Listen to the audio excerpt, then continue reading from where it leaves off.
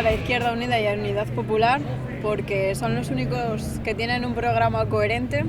que saben lo que es ser trabajador y luchar por los trabajadores, poner las cartas sobre la mesa en educación y sanidad, que es lo que más hace falta en este país, y dar una oportunidad a quien no la tiene,